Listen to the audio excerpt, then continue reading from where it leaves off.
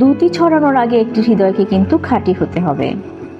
নির্জনতার চেয়ে একটি অন্তরের জন্য কল্যাণকর আর কিছু নেই যা তাকে গভীর ভাবনায় মগ্ন অবস্থায় নিয়ে যায়।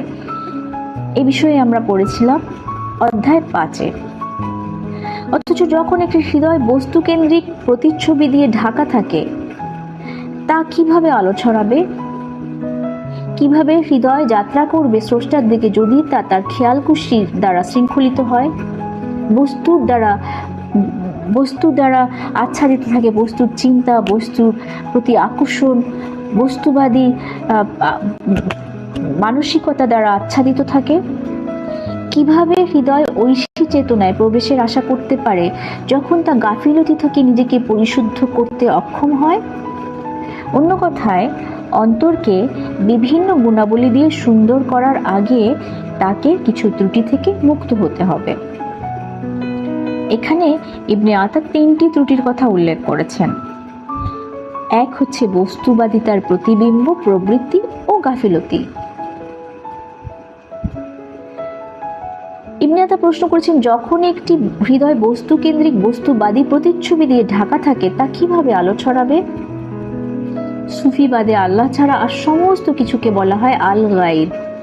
আর আল গাইর মানে অন্য সব কিছু, আল্লাহ ছাড়া অন্য আর সব কিছু। বস্তুবাদিতা হতে পারে, তার প্রবৃত্তি হতে পারে, তার গাফিলতি হতে পারে।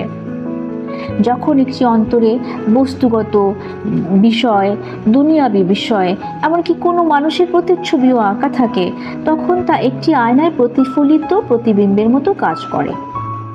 আয়নার এই উপমাটি এই ধরনের অন্তরকে ব্যাখ্যা করার জন্য চমৎকার একটি উপমা। একটি অন্তর যদি অন্য কিছু দিয়ে পূর্ণ হয়ে থাকে, এ অবস্থায় তার পক্ষে আলোর দ্যুতি ছড়ানো কিভাবে সম্ভব? অবশ্যই তার মানে এই না যে আমাদের বাহ্য জগৎ, পরিবার, সম্পদ, পেশা ইত্যাদিকে উপেক্ষা করা উচিত। প্রশ্ন হচ্ছে, কোন বিষয়টি হৃদয়ের কাছে সবচেয়ে মনোযোগ গুরুত্ব পায়?